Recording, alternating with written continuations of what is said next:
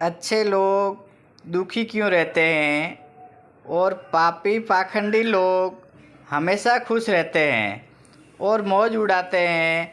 इसके दो कारण हैं। दोनों ही कारण मैं आपको आज बताता हूँ।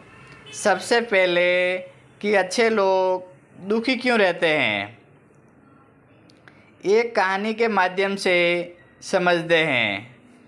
एक नगर में विधवा स्त्री रहती थी। उसकी 3 छोटी छोटी बेटियां थीं। जवानी में ही उसके पति गुजर गए थे। तीनों बेटी छोटी छोटी बच्चियों को पालने का भार बेचारी उस अबला पर ढल गया। तीनों बच्चों को लेकर उस विधवा जाए तो कहाँ जाए, कुछ काम धाम भी नहीं कर सकती। ऊपर से समाज की उल्टी सीधी बातें उसे कुछ नहीं करने देती थी। बेचारी लाचार उस महिला का कोई सहारा नहीं था। वह अपने पति को याद करके उन बच्चियों को जैसे तैसे पाल रही थी। उसके गम में वह भी बीमार पड़ गई।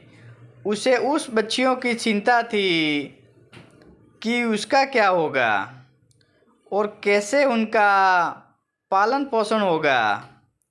उन्हें बातों की सोच सोच कर एक दिन उसकी तबीयत बिगड़ गई। उसका अंतिम समय निकट आ गया था और धर्मराज का एक दूत उस विधवा स्त्री के प्राण लेने धरती पर आया।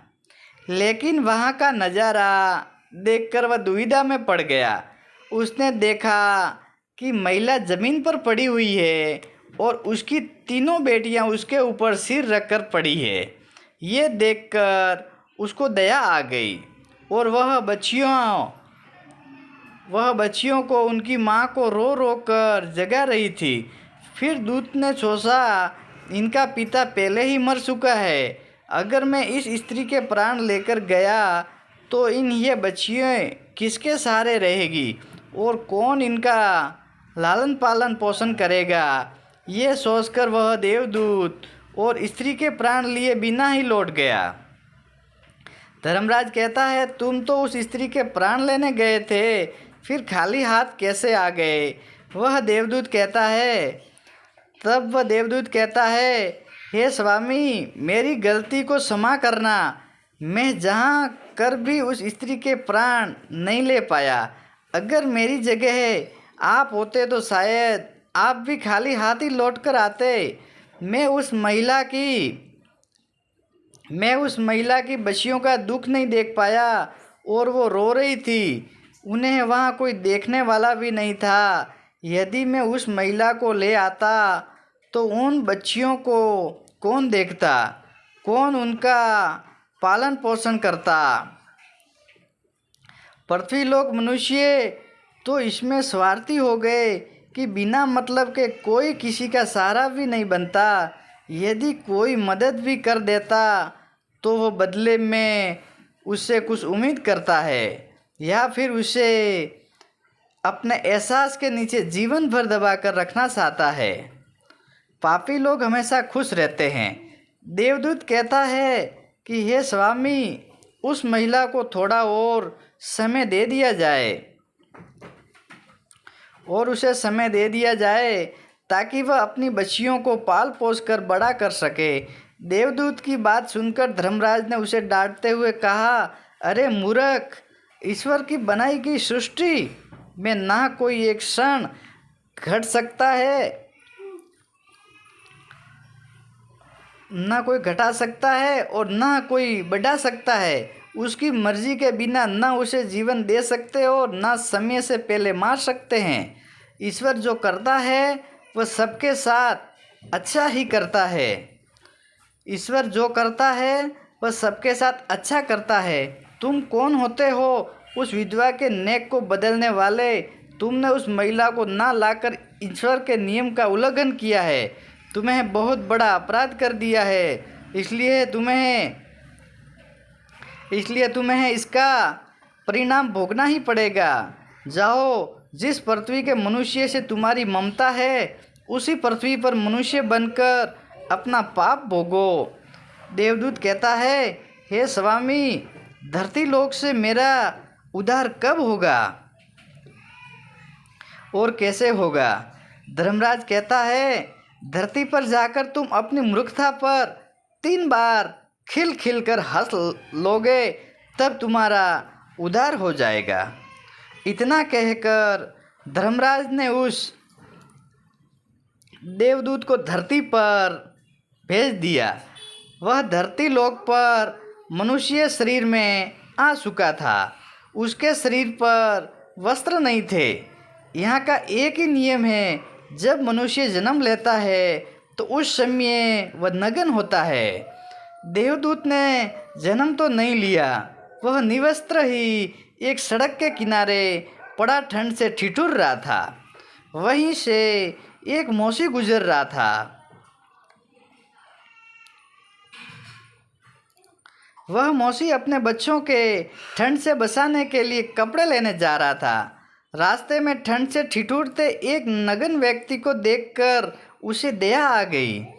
उसने अपने बच्चों को तो कपड़े नहीं लिए, अपने बच्चों के कपड़े नहीं लिए, लेकिन उस देवदूत को कपड़े और कंबल जरूर खरीद लाया और कपड़े लाकर उस देवदूत को दे दिया।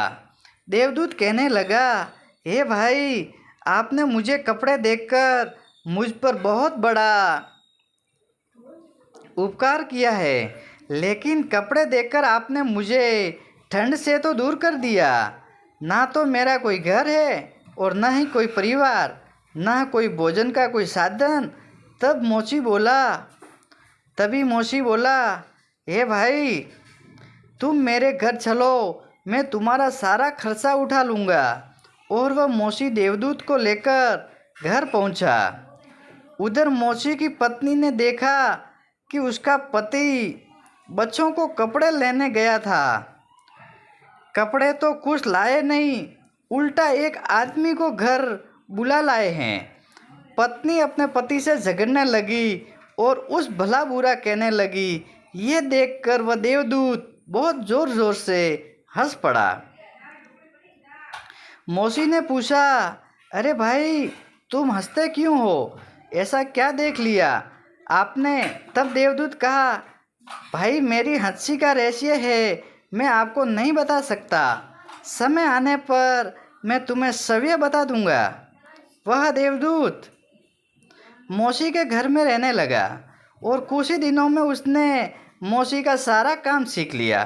देवदूत के द्वारा बनाए गए जूते और चप्पल खूब बिक्री हो रही थी। कुछ ही दिनों में मौसी धनवान बन गया और दूर दूर तक उसके जूते फेमस हो गए। यहाँ तक कि राजा महाराजा तक उससे जूते बनवाने का आदेश देते थे। जब से देवदूत उसके घर में आया था, उसकी तो किस्मत ही चमक गई। धन की कोई कमी नहीं रही, सब कुछ अच्छा चलने लगा।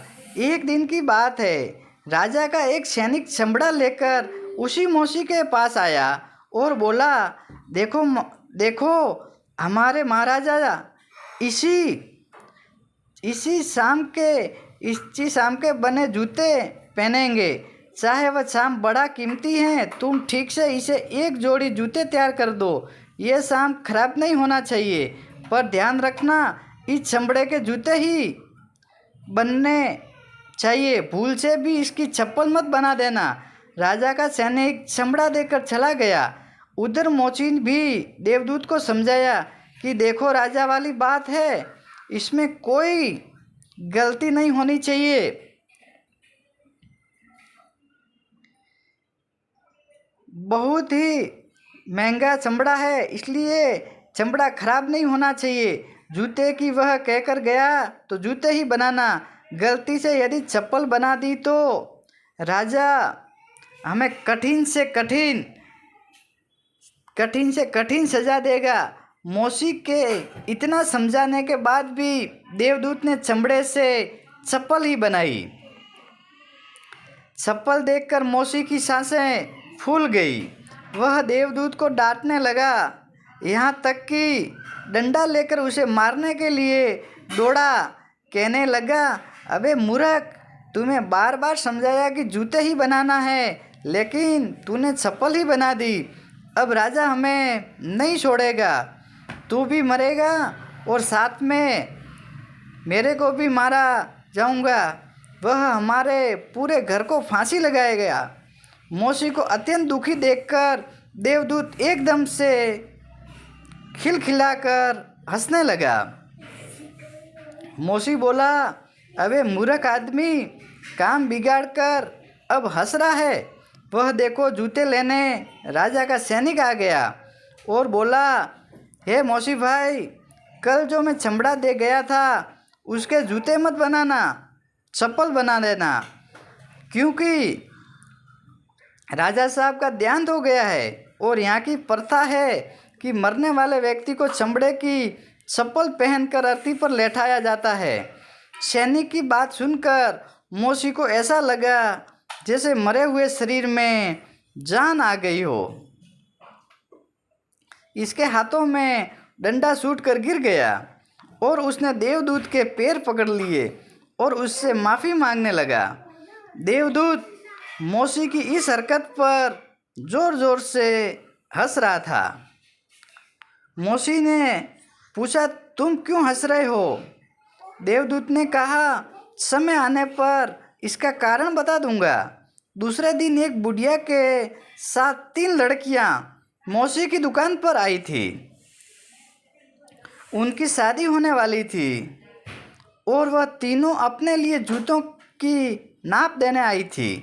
देवदूत ने तीनों लड़कियों को पहचान लिया कि यह 3 वह लड़कियां हैं जिनकी मां को न ले जाने के कारण आज मैं अपने किए की सज़ा भोग रहा हूँ। और यही लड़कियाँ काफ़ी बड़ी हो गई हैं और अच्छे घर में पली बढ़ी हैं, मालूम पड़ रही हैं। बुढ़िया कहती है, हाँ बेटा, बचपन में ही इनकी माँ चल बची, इसलिए उनको मैंने मेरे पास रख लिया। मेरे पास करोड़ों की दौलत है और दुर्भाग्य से मेरा कोई भी नहीं है, तो इनको मैंने मेरे पास रख ली। मैंने इनको पढ़ाया लिखाया और अब इनकी बहुत ख़ानदान में इनकी शादी कराने जा रही हूँ।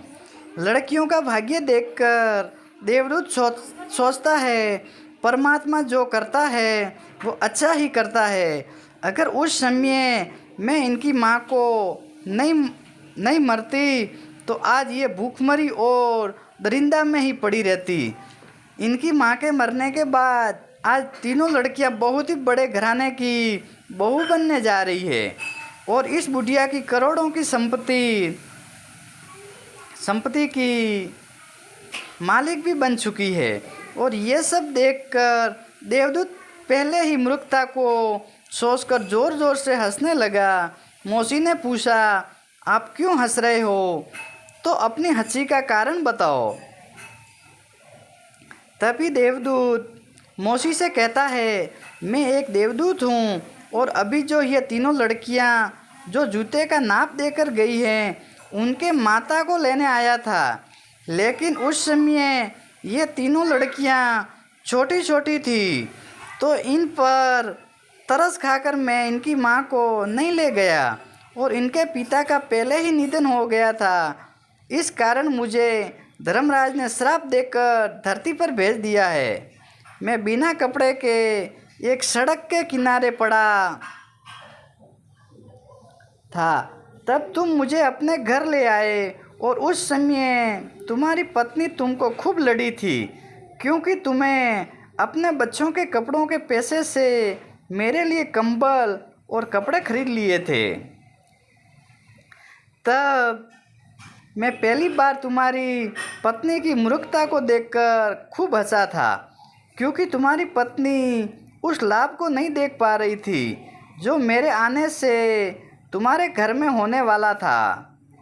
और दूसरी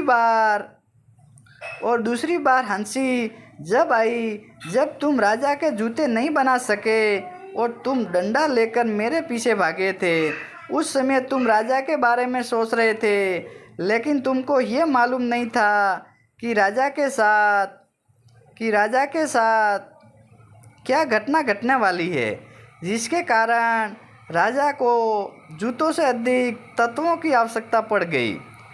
हम किसी भी चीज़ को देखकर ये सोचकर दुख मानते हैं जो हमें उसे नहीं देख पाते।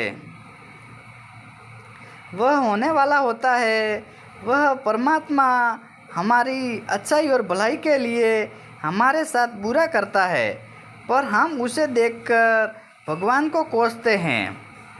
अच्छे लोग दुखी क्यों रहते हैं और पापी लोग हमेशा खुश रहते हैं।